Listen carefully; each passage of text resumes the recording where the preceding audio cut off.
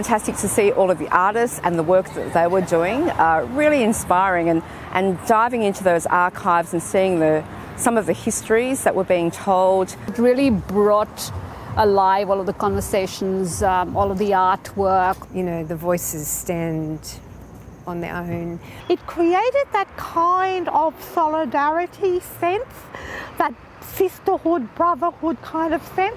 It creates a much more kind of exciting dialogue in terms of the possibilities of where it can go later on.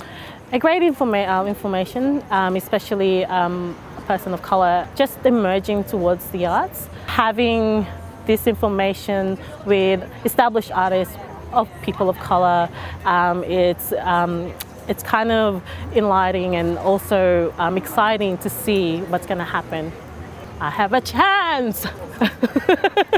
People create art for numerous reasons. For many in particular, it's to create movements to start something new. Recently, Diversity Arts Australia launched the Pacesetters project.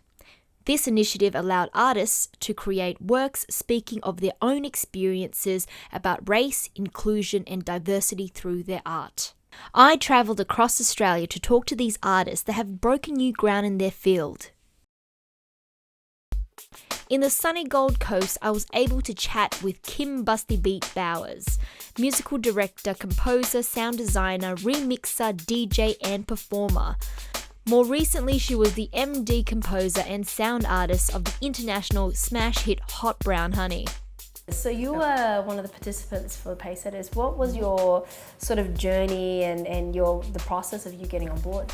Pacesetters was a really interesting and fun and reflective project, I found. We started that process kind of a year before, where we got together, the artists got together and actually had quite an amazing few days at Blacktown Arts Centre. There's this real need for us to reflect and archive and actually recognise that we, as you know, the broader community, as people of colour, as like artists within the western suburbs, have actually been here the whole time, doing things like making stuff happen, like being the change we want to see. And even if mainstream doesn't recognise that, we need to recognise that as our community, especially with Western Sydney. There's been so much that's been going on that has been constantly going on. Many times I've thought, I gotta quit, that there's a real lack of recognition, a lack of understanding and a lack of care, especially coming from many different backgrounds and in an industry that is continually forceful with its structural racism, you know, which the arts is. Yeah, so really it's been about that journey of pushing through.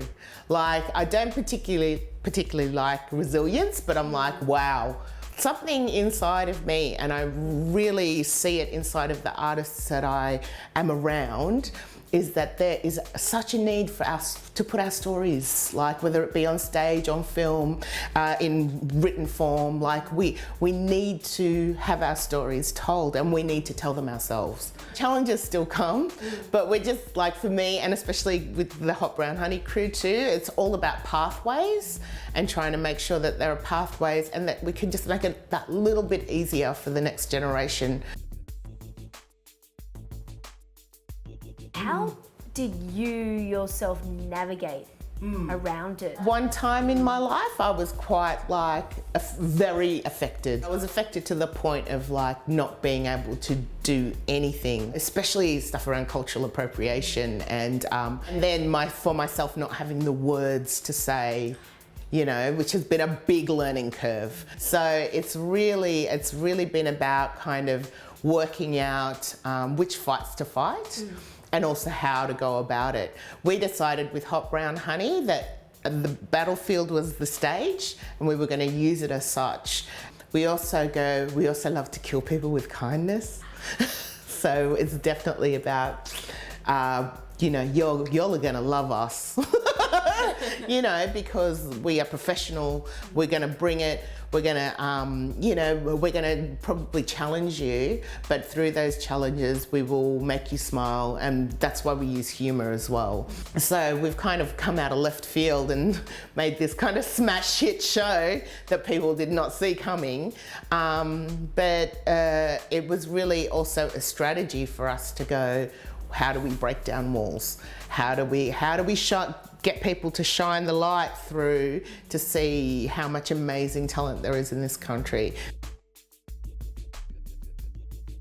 What was the genesis of this show? Yeah, well, it definitely came from feeling oppressed.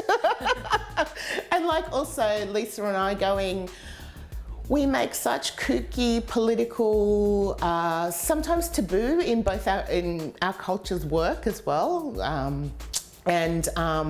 So we were always on the fringes, and on those fringes, we just met so many amazing artists of colour doing all this beautiful work. And we were just like, right, so how do we strategically go about saying, we should be centre stage? And we should be centre stage in the big buildings, in the fancy buildings, like not just on the small stages. So it was definitely about making the choice and then kind of really seeing what was going on in the world as well, because our show does look at not only, you know, there's lots of personal stories, but we're like, wow, they actually touch on some universal issues, you know, for Black and Brown, Indigenous, women of colour. You know, we were in that position of going, we're tired of playing the maid. We're tired of like not being cast. Like, you know, we're tired of like not having our voices, our authentic voices on stage. Like we put it down on a plan. We actually put it down in a grant. We didn't get the grant, but we did play at the South Bank Centre. Really? Yeah. Even though you didn't get the funding at that time, but then you still end up getting what you want in a different way. Yeah, we actually put everything down, and then it's all happened. Crazy, because it just makes me think that even being an artist of colour, it's important for us to dream big. Yes. Right? Yeah, and be like, there's a really weird thing too, because it's like, and I know it's inbuilt in me and my practice, it's like not being allowed to fail as well, which is really hard because I watch these terrible plays that go on, highly funded, hugely funded plays. I'm like, wow, we haven't been given that opportunity to actually fail. And I think that's really important in learning. So that is a lot of pressure though, because I think in a way for us, you know, being artists of colour, if we do fail, it's like, it's not only for us. Yeah, the responsibility is massive. Yeah, everyone else will be like, you failed now, we can't get funding now, you just closed that door for us. But at the same time, like that fear of like failing, like how do we get around it? Yeah, it's really hard because what I feel is that like because artists have been pushed out for so long of the mainstream, we've all created our own worlds. We're really good. We're actually heaps better than what's going on in the mainstream.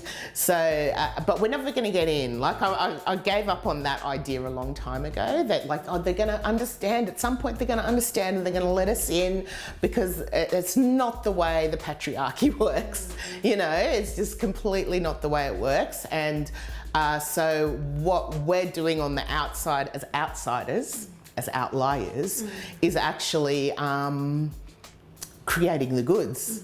Yeah, so we do have the opportunity from not being so always in that mainstream space to make awesome work. Now the term Pacesetters, what after being a part of that you know, initiative, what have you arrived to understanding that term? It's great, actually. It's like, you know, it's setting the pace, setting the example, and so it is definitely about that. The resilience of continuing to set the pace from those who've come before us, you know, because many have. And then why do you think it's so like significant and important to have things like this, like Pacesetters, for other artists to participate as well as for audiences to attend and enjoy. We have to remember, and even for young ones coming up, I'm like, we don't have to reinvent the wheel. Actually, there's a whole lineage, knowledge and understanding that can be brought back into today, at this moment right now. We can actually pay homage, and you're not by yourself. You know, that there are amazing artists all around you and have been there the whole time. For your evolution as an artist, how have you felt comparative to in your younger days to now? Like, do you feel like, you know, you're still fighting battles? Are you starting to feel like you've got more, you're starting to see other people in the industry, there's more collaborations? What do you feel now? I really feel like the strength is still from the outsiders. Like, the fringes are still really strong, but I am enjoying seeing people moving. Like, the mainstream can't stop us almost. Like, you know, it's like there's these amazing things happening around the world, but also in Australia, it's like every time there's like this real force that's pushing, like, and some people are just like poking through. Pushing through. Like, there's gonna be a time, and I'm gonna enjoy this time so much, where the status quo just won't be able to stop anything.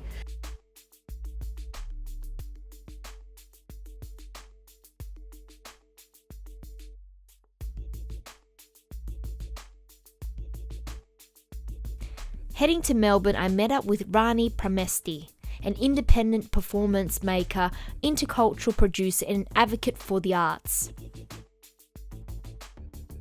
Her most recent development was developing the creativesofcolor.com, a targeted place for curated conversations with creatives of color. I'm a storyteller, and I also work as an intercultural producer as well. You know, I'm really into working across different cultures, because I think it's like taking care of communities. That's what producing is for me. It's taking care of different communities, diverse communities. Yes, I'm very passionate about the arts. Yes, I tried for a really long time to actually not listen to that calling to be in the arts. That's why I went and finished a social work degree and worked as a social worker, with asylum seekers and in homeless services. I did that for a few years. But at the end of the day, I just kept feeling really pulled to be in the arts. I have a vision for what I want to do, you know, and I try and be an enabler for others as well. At the same time, I think something that the arts needs to talk about much more is class privilege and race privilege. But I feel like, you know, there are some pockets that are talking about race more openly in the arts. But class is a big one.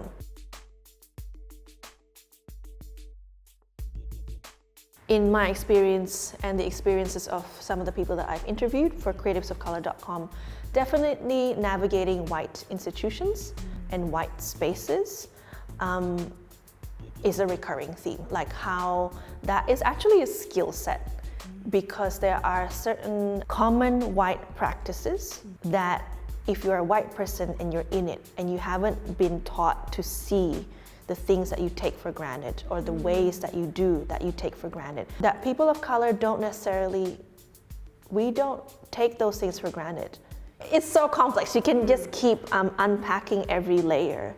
But definitely a theme that comes up a lot in terms of people of color navigating the arts is the fact of how the arts in Australia across the board tends to be predominantly white. You know, that's what the Diversity Arts Australia Shifting the Balance report definitely showed us, like the numbers of that and the reality of that. So for people of color, it's a skill set, and it takes experience, and there's strategies for how to navigate those spaces. The project that you're working on, Creatives of Colour for Pacesetters, is it? Tell us, like, how did you come up with that? So Lena Nahlus and Pascal Berry approached me to make something. I have very rarely experienced where I am approached with a pool of funding and trust. That's another thing that I think some of the harm that I have personally experienced at the hands of white institutions is when they don't trust people of color. And it spoke volumes, because they were like, we think you're an interesting artist, can you make something? Yeah. And then they transferred the money to me.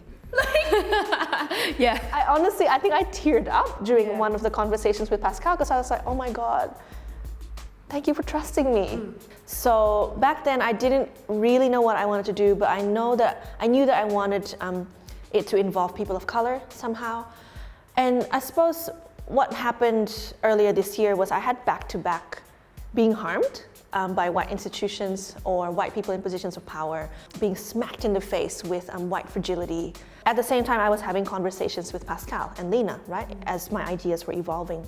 And so eventually I pitched to them, I think I want to make a survival toolkit for people of color in the arts because I myself, I'm finding it so hard to keep going. And so I got to a point where these back-to-back experiences saw me get really depressed. There were days when I couldn't leave my bed. My anger was consuming me. It was really bad for my health. I decided that, you know what? Screw it. I'm just gonna talk to people of color.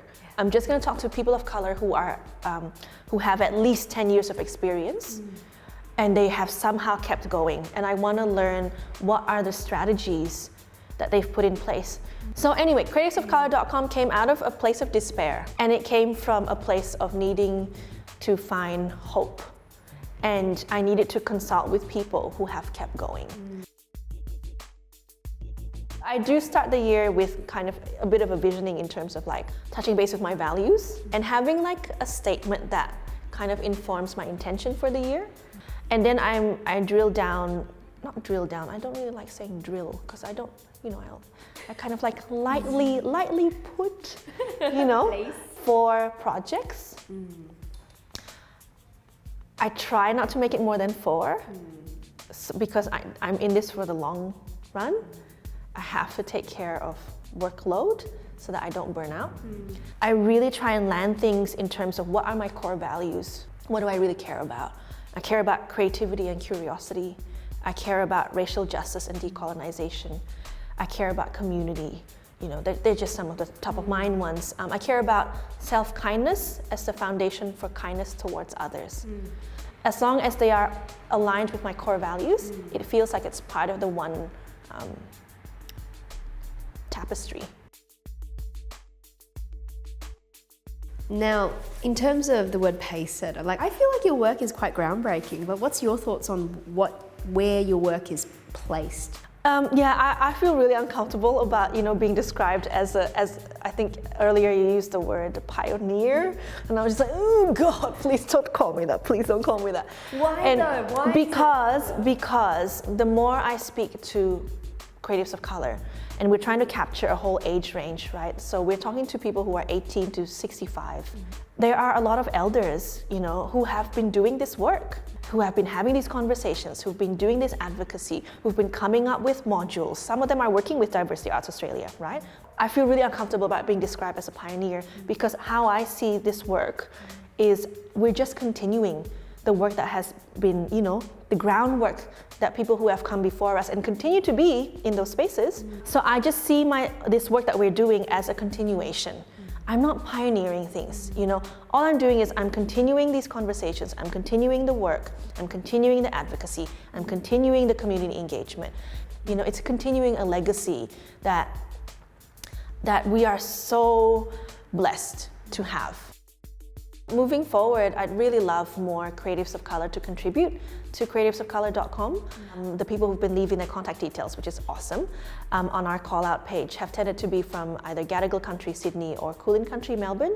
And I know that experiences of people regionally or in remote areas, so-called remote areas, and maybe west side, in terms of this massive continent that we live in, there'd be massive diversity of experiences. So I really want to encourage people to contribute to the call-out page. Scroll down to the bottom of the survival strategies. That's how you can submit your own survival strategy. And let me know if you want to be profiled, on creativesofcolor.com. I'm putting a pause on the people that are, profiled for now because we need to attract more funds, raise more funds, and all of that. But let's at least start the conversation. I really do believe that this process of supporting one another needs to happen across generations. So I really want to encourage people who are emerging, as well as people who are super established, to get in touch. And let's have this across generation kind of community building. In Cockatoo Island, Sydney, I spoke to Latai, a self-professed Punaki, a body-centered performance artist. She's committed to bring the voice of marginalised communities to the forefront. So tell us a little bit about how you got involved in Pacesetters. Pacesetters approached me, I think it was a year ago, and talked about making new work that was with some other artists who I thought were really great, and it was a really great opportunity to look specifically at diversity in the arts, which is not something that I often, of course I'm always doing it, but I don't always get to talk about it. So yeah, it was really great to channel that focus into that.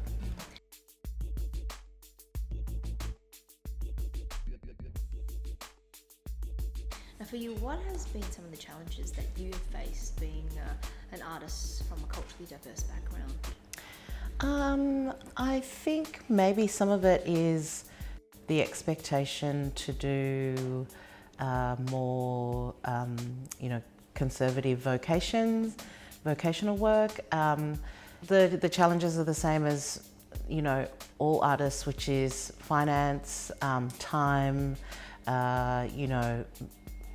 making sure that you are understood if you're working within certain cultural frameworks or language or all those things. So I think sometimes that has been the challenge, or studying or training in very conventional or very specific disciplines like dance, which is what my training was in initially, and then undoing that so then I could make space for my own kind of cultural ideas of what art making is for me. So that was a big challenge, but a long process, which has, I think, served really well and has also set me apart in some ways that is good, but also isolating. But I think being able to persist and just stay in my lane and go deep into kind of cultural explorations has kind of enabled me to create a space that I can exist in alongside other artists who don't work in the same way. The parts of the body articulating, and that makes it dance. I started describing myself as a punake, which in my language is a highly revered person who works with movement, poetry, music, and is a composer and a choreographer. It was something that was important for me when I came out of uni, and I was struggling with the identity of dancer. And at that time I hadn't made a lot of work, so I couldn't call myself a choreographer yet either. But I felt that those two terms were quite narrow. So rather than trying to explain to people, what a contemporary dancer is or a choreographer is, I use the term punake, so then it keeps that word and that idea alive inside contemporary practice. And actually it's a good way to start conversations with my own community who are looking at having a practice in the arts as well, and understanding that this isn't something that we learn in institutions. Our own cultures are institutions as well, and we have either things that are equivalent to that or superior,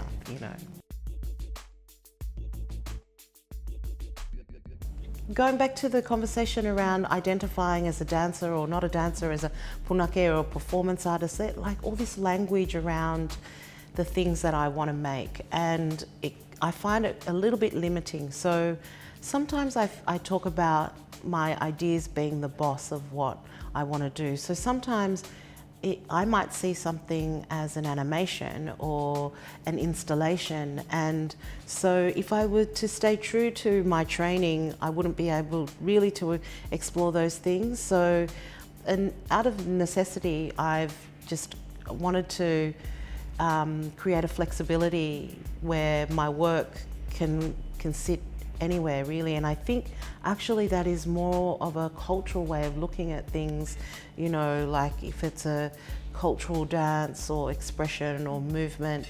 In my language there are words that don't talk about whether things are dance or music.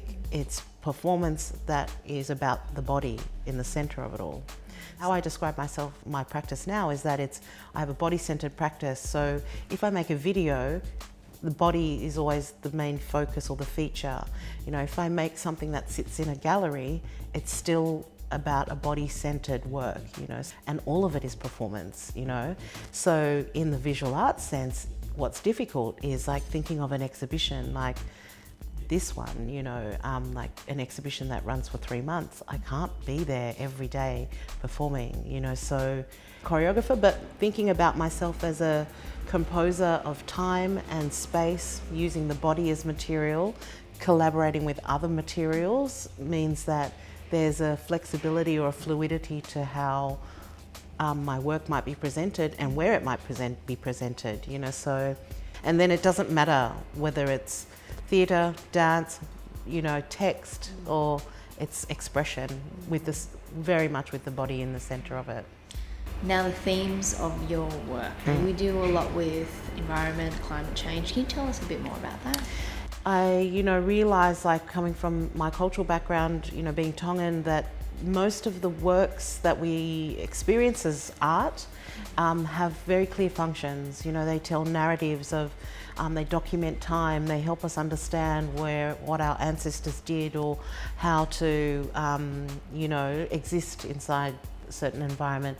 So thinking about that and then starting to understand and hear about the impact of climate change, specifically in the Pacific and low-lying islands, I really felt a strong desire to start to make work and representations of what people were already experiencing but were underrepresented in the media, or they, you know, we never heard about their stories. So, you know, I kind of saw a way of making work where I could go deep into some research as well as present certain experiences of people that didn't have the platforms that I have as an artist.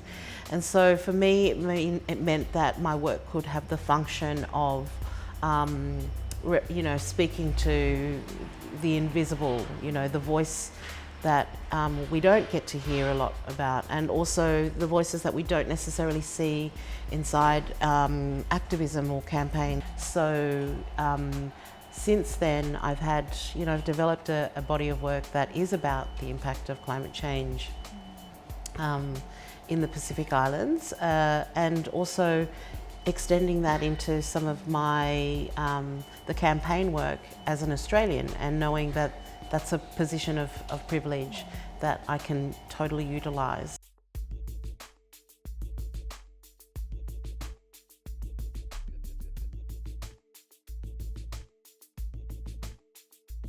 I made, War Dance, The Final Frontier, an animation that was presented at Pacesetters, and I thought about war dances, which I saw a lot in sport, like particularly Pacific Island and Indigenous nations, and I was obsessed with it. I would just like collect all these YouTube clips of all these war dances, and I didn't know what I was going to do with them, and I just watch them and learn them, and you know, and I thought one day it's going to be something. I'd noticed a few times in my trips home to Tonga that there was a deep sea mining company that was just like, you know, people were saying, oh, we're seeing this boat that's like just cruising around the ocean. And then another trip I saw an office of this mining company called Nautilus, and I started to get a little bit anxious about it, and I started to think about how the environment fights back for itself. And then I thought of the war dances, and I thought, what would that look like, you know? And War Dance became this animation that was about me performing these, the choreography that I've taken from these dances, that is an ancient form of, you know, defending a place or environment. And imagining that this deep seabed was standing up for itself and fighting against the mining, company. And I just thought about the urgency of climate change and thought, I want to make a work that, one, can be transmitted or transferred very easily, downloadable or whatever. It's not dependent on all of these things. So, settings and stages and stuff. So yeah, the exploration of the animation was, one, a whole lot of new forms, but two, something that's very transferable and mobile. Yeah, the war dance of the final frontier was, this imagining of something new.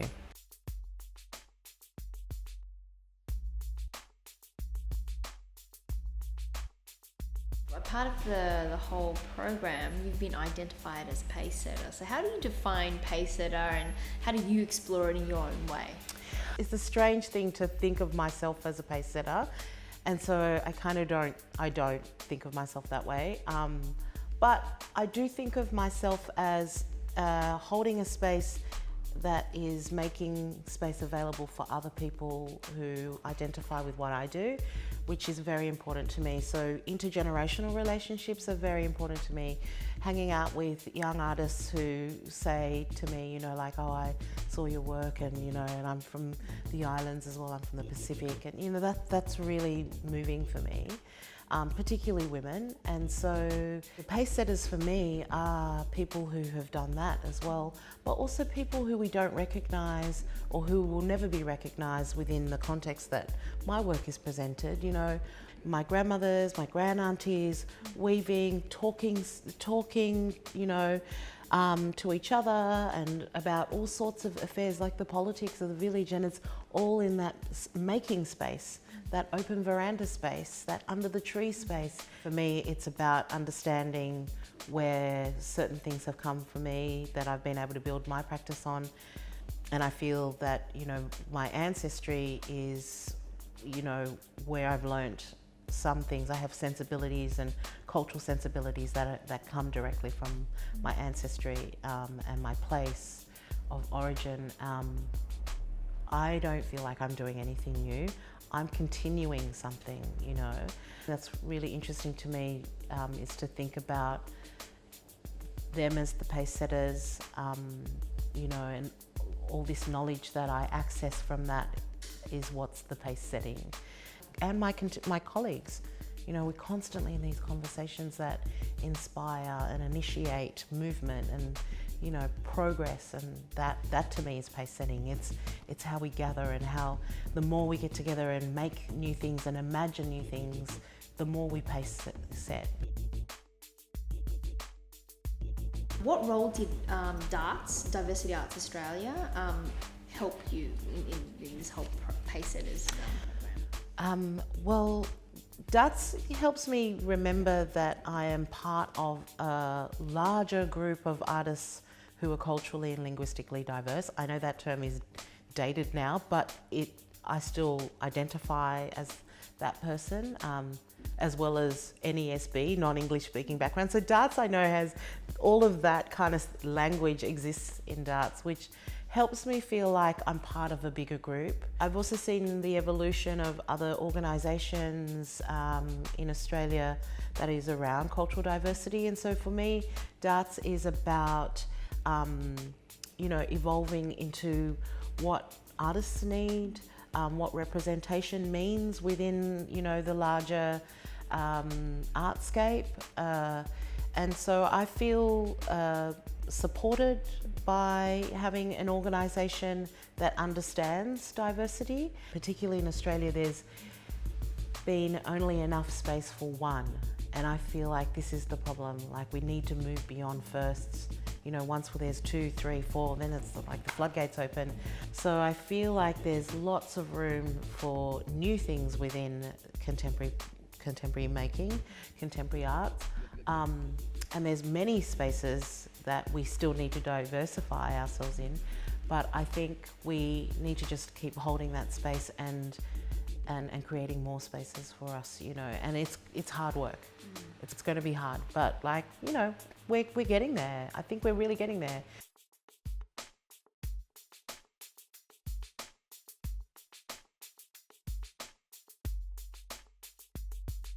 As part of my work, I interviewed 3 good friends of mine, Dr. Gary Foley, Beverly Wang, and Nazim Hussain, and we talked about race, art, culture, and navigating whiteness in Australia. I got today the Central Business District of Sydney pretty well, and I would never see another non-white face, and if I did see another non-white face, more often than not it was another Aboriginal person, you know. So Sydney was a very white place. Conversations about race that were not always tied to some kind of acute instance of racism, you could have very different conversations, I think, yeah. And there's also the pressure from non-Muslims, you know, yeah, as much as I love a bit of comedy, comedy's got to be directed one way as an ethnic comedian. Your girlfriend only expects to laugh at yourself, make jokes about you and your family.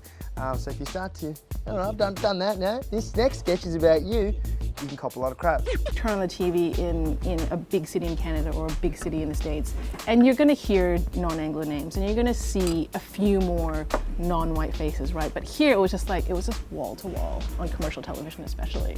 As you know, as someone who's not white, making just making any kind of art, but then making trying to do sort of overtly political art. It's just, Australia is just a very, very difficult space to exist in, you know, just as far as trying to make a living off your work. You know, it's such a small space anyway.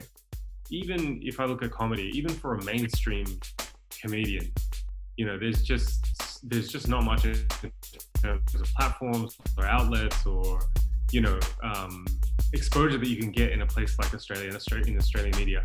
And then on top of that, if you add like one more factor that makes you different in some way, that makes you niche or, you know, alternative in some way, it makes it that much harder. So, you know, I think as artists, we're always looking for anyone who gets what we're doing. And it doesn't have to be another artist. It can be, you know, someone who's, you know, people in other fields or whatever. It's the same way we look for friends, really, in Australia. It's like just looking for people who understand our experience. So, you know, Nazim and Beverly and Gary, like, they're all people that I've, you know, that I'm very close to personally, but also have worked with politically and artistically, or who have supported me, you know, in different ways.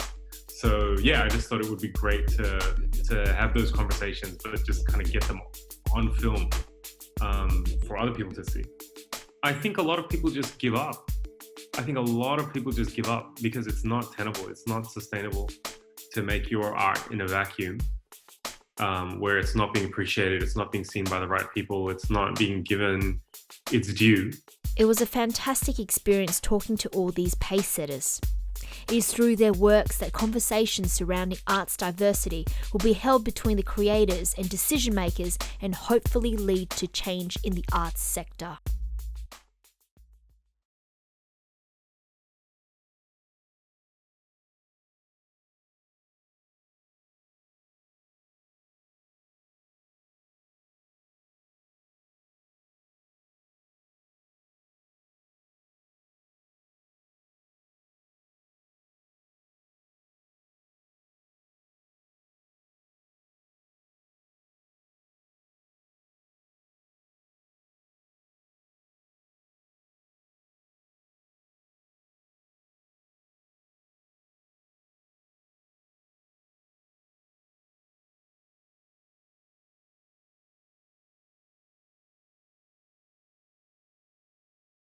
There's been so many times that I've wanted to quit and I have quit just because I just thought, like, you know, what's the point?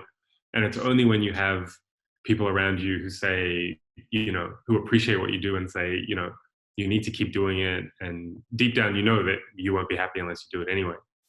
But yeah, I mean, that's why these things are important.